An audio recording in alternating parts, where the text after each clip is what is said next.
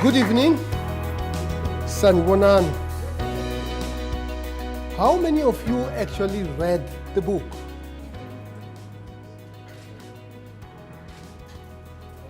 I am quite impressed that the Dean of Engineering, Professor Daniel Mashau, has actually read the book. By the way, Professor Mashau, and he's holding it up proudly. what is not normally known is that Professor Mashau actually did his PhD in artificial intelligence from a small school in the United States called Brown University in Rhode Island. And for those of you who know American system, Brown University is one of the Ivy League universities in the United States, alongside Harvard, Princeton. There are 8 of them. So what I really wanted to do is basically to encourage the culture of reading. I'm actually quite concerned that as a society, we are not a society of readers. This is true, by the way. We are not a society of readers. And what is even worse is that the educated normally do not read out of leisure. They read out of necessity. So I have actually been an avid reader for quite a long time. When I was a young man, I think by the time I did grade 7, I had read all the vendor books that have ever been written by that time. In case you are quite impressed about the scale, there were not too many vendor books written, so it was not that thing. So I really like reading, and during my time reading, I've read literature. I have read, Edward de Bono books. I'm embarrassed about it, how to think laterally, but I did actually read when I was an undergraduate. I've read science fiction. I have not read I, Robot. My son actually read it, and he was quite impressed. So I read this book, and I was really quite taken by this book. So what I'm going to do is really to set the context surrounding the Chinese society, because I think the context is quite important. When I was a young boy, I watched a movie called The Big Boss. How many of you have watched the movie called The Big Boss? Yeah, you can tell he is from the 80s. So The Big Boss was a movie that was done by a Chinese actor called Bruce Lee. And of course, when we used to watch this movie, we used to look forward to the kicking and punching. But at one stage when I was an undergraduate student, I was watching this movie with a friend of mine called Anthony. He's Chinese from Malaysia. And then they show Bruce Lee getting into a park. And as soon as they show the picture of the park, he said, "Ah!" I say, "What is the meaning of this?" He says, "No, there at the park is written, Chinese and dogs not allowed." By the way, in the movie they don't interpret. It's just a picture. And in The Big Boss, Bruce Lee went, and it's basically a war between Japanese and Chinese. So what happens is that his master was killed, and he went and he paid revenge, and they come and arrest him. When they come and arrest him, the last thing that he says, "We are not sick." And I couldn't quite understand. You wouldn't understand what is the meaning of that. But what it actually means is that when China was actually developing, for a very long time, China was a very sophisticated society. Sometimes 500 years ago, apparently the development just stopped. If they were building a bridge and they had not completed it, it was not completed. And it's one of those things in developmental economics that we have never understood. why did China stop growing? You know, and after that, China was humiliated by small countries like Japan. Japan is a very small island. You know, they humiliated Japan. If you go to Japan and you look at their culture, it is really a culture that was borrowed from China. They have 3 ways of writing. One of them is called kanji. Kanji is basically Chinese writing. You know, so they were humiliated, and because they were humiliated, China was characterized as the sick man of Asia. That was what the Japanese used to call the Chinese, sick man of Asia. So in that movie, Bruce Lee, when he says, we are not sick, he was actually negating the perception of Japanese around it. So of course the story of AI superpower is the antithesis of what happened to China for many, many years. It's basically China arriving into the world. This book is about how China is going to dominate the 4th Industrial Revolution. That's really what this book is all about.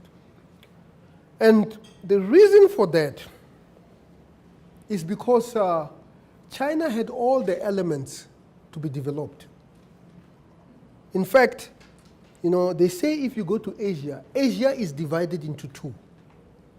It's either Sino-Asia, which is Asia that is influenced by China. So Japan is completely, much of their culture is borrowed from China. Vietnam, even the name Vietnam is Chinese. It also borrows from China. Korea is also borrowed. It borrows from China quite a great deal. And then the second part of Asia is what you call Indo-Asia.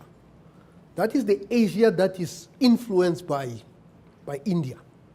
And obviously India is the most influential culturally Asian country in Asia. The religions of China, Japan, Korea, and Vietnam were actually imported from India. You know, we tend to forget that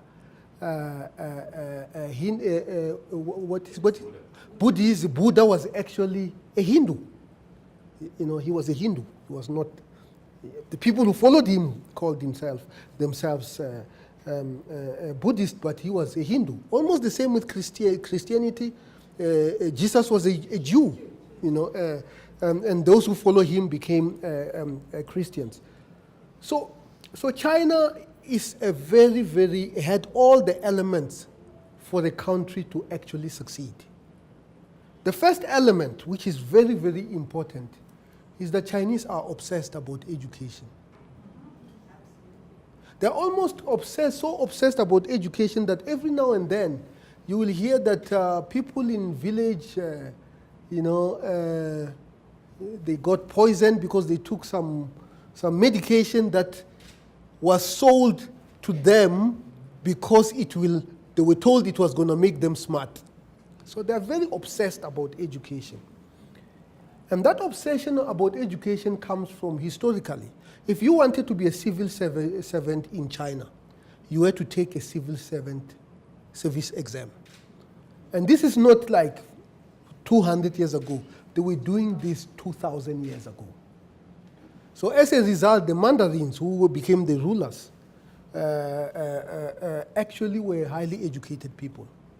So that's the first part.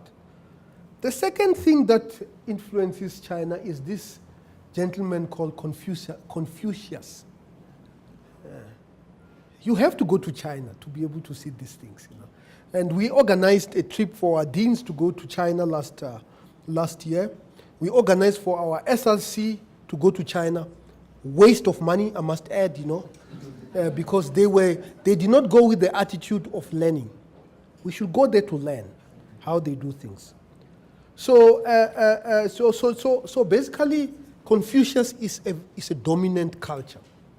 And as a result, East Asia has all the makings of development.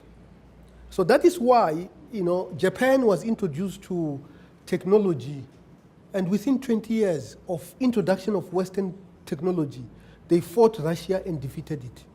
That was Japan. Of course, now we know what happened to South Korea. South Korea is a dominant, we are using. How many of you have Samsung phones here? Yeah. So it's a dominant economic paradigm because they are benefiting from that culture of hard work and so on and so forth. So obviously the book starts by this young man from Taiwan. By the way, it is called, it's a province of the People's Republic of China. I have to say this because the Chinese ambassador insists about that. He goes to United States, and then he basically gets educated. He was 9 years old. He gets educated in the United States. And he finally goes to university. And then he ultimately went to one of the top artificial intelligence universities in the world, maybe the top, Carnegie Mellon University in Pittsburgh, where he did his PhD. By the way, he did his PhD on the same topic as the topic that Professor Daniel Mashau did his PhD on at Brown University. Something called speech processing, speech identification, and so on and so forth. Of course, things have changed. Now we use other things like big data and deep learning in order to do speech. But certainly that's what he did. And then he went to work for Apple. And he created maybe one of the first commercial speech recognition tool. It was not a very successful one, but certainly it was the best at the time. So this is how it actually started. Then ultimately, he ended up being the head of Microsoft, Google, and it's Microsoft, Google, and which other? No, it did Microsoft and then did Google Ashes. Yeah, exactly. So, and by the way, his stint with Microsoft was quite controversial, which he does not cover in the book. That there was a huge fight between him and Microsoft, and so on and so forth. So that is really what happened. Now, so then he talks about another thing that made China a great intellectual powerhouse. I was an undergraduate student in North America. I did a degree in mechanical engineering there. And one thing that I learned very quickly was that every time there was a recession, the numbers of people who go to postgraduate school always went up. That was the first thing that I learned. Then the second thing that I learned was that if people are doing PhDs in engineering in the United States, they don't pay, they are actually paid. So it's a different model, It looks very attractive for somebody from India and somebody from China. But it looks like slave labor for somebody from the United States. So what happens is that you have these professors who go to, let's say, Microsoft and propose a topic that they are going to research on, and they're given huge sums of money, and they go and employ lots of graduate students to do that work that is supposed to be done at Microsoft. Of course, when somebody is doing a PhD, the engineers that you get to come and do the PhD already have masters. So these are actually good engineers. They are no different from engineers that you see at Microsoft. So because of that system, that when you become a graduate student, I don't know what the rates are, but when I was an undergraduate student, it was $1,500 that you get paid in order to be a PhD student, which was slave wage for Americans. That's why they want to go to work. And because of that mismatch, there was an influx of Chinese and Indian students who are coming to study in the United States without paying a single cent. So that's how the system actually works. And at one stage, doctorates that were being awarded at American universities, almost 50 of them were being awarded to people from India or China. And at that initial phase, we did not know where this thing was going to go on. But of course, now we know. I mean, the result of that is that the CEO of Google is from India, born in India. The CEO of Microsoft, born in India. The CEO of Adobe, born in India. In fact, from the same high school as the CEO of Microsoft. You know, because knowledge is powerful. These are very knowledgeable engineers. You cannot fault them. And I saw a debate by the, when the CEO of Google went to Congress, and they were asking, I don't know whether you saw that. It was an unfair competition. He really walked over all those congressmen. No, he walked all over those congressmen. So this is what has happened. So you had lots of people from China and India who came to the United States, and many of them actually taught us. That's why every time we once went to India to recruit people, and students came to me and said, but we can't hear them when they speak. I always used to say, but what is the problem? The whole point of bringing an international dimension is so that you can start hearing accents that you are not used to. That is the whole point of it. And the reason why I did not take it too seriously was because when I was an undergraduate student, most of my tutors spoke like that. I couldn't hear them at first, but after a while I could hear them. And it became a very beneficial thing to be able to hear them when I started doing business, academic business in India, for example. So you had this influx of Chinese, and then he starts talking about them coming back to China. Then he says they come back. Here's a chapter called Copycats. He says these guys they come to China, they build everything they have seen in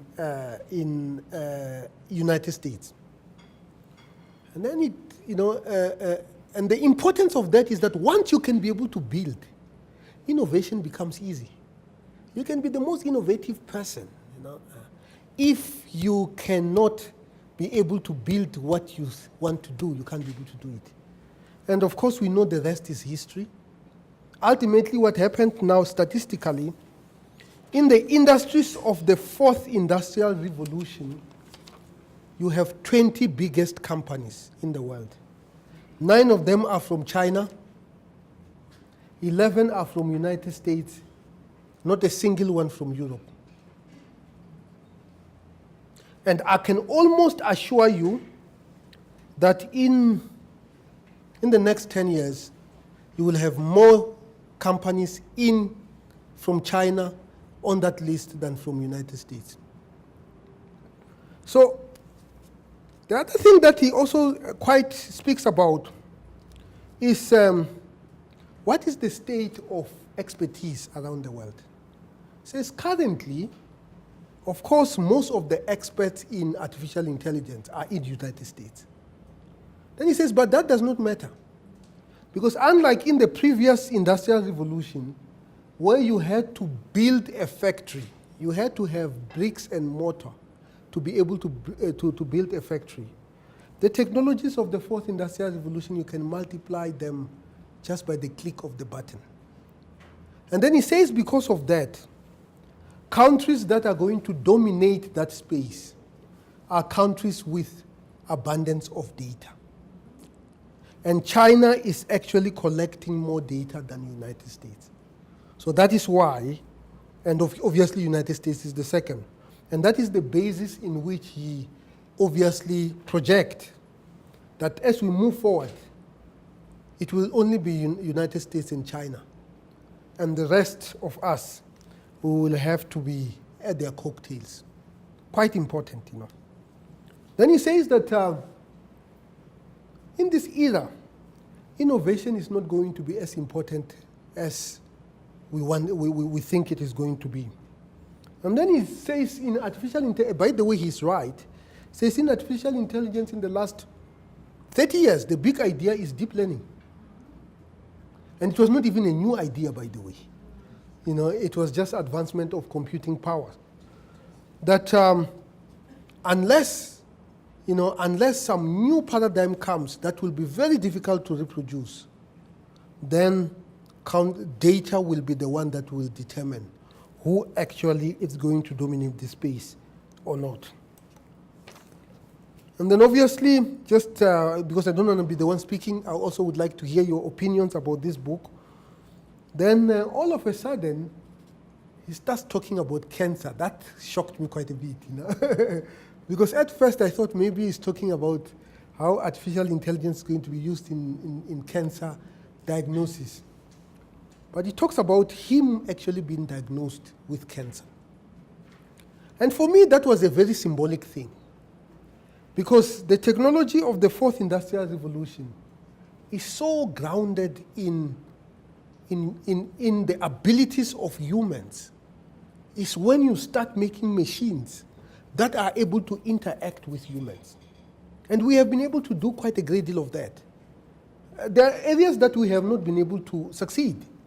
For example, up to now, we have not really discovered ways in which we can download information from people's brains.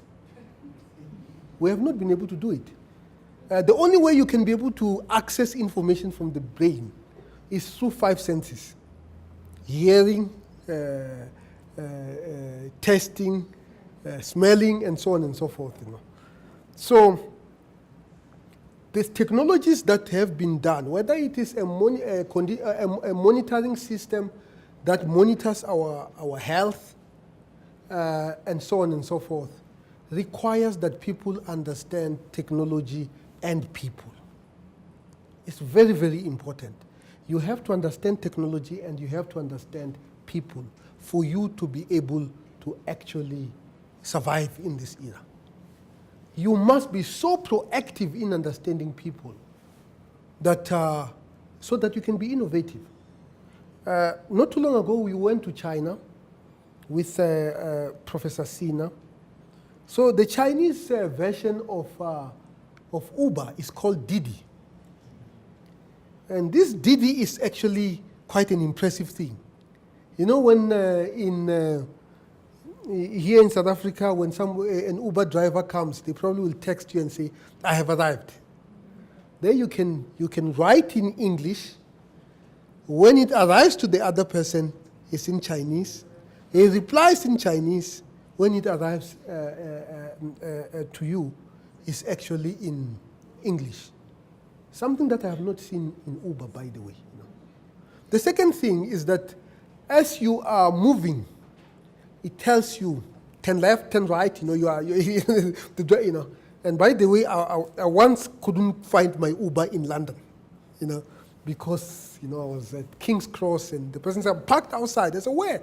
And obviously the British don't even have street names, And some streets, it's just one block, the same street is named something else and something else, very, very confusing, So I guess I'm saying is that what has started emerging in China is that the Chinese IT industry is becoming very innovative. It is able to do things that I'm not able to see them in Western type of technological gadgets. And I guess what I'm saying is that it is when we just solve simple things that we are going to be innovative. And I thought, this is my only understanding, that when he started talking about cancer, he was saying that don't forget about the human. Technology is important, but please don't forget about the human. And ultimately, for those who are workaholics, that please take care of yourselves. So with those few words, I'm looking forward to hearing from those who have actually read the book. Thank you.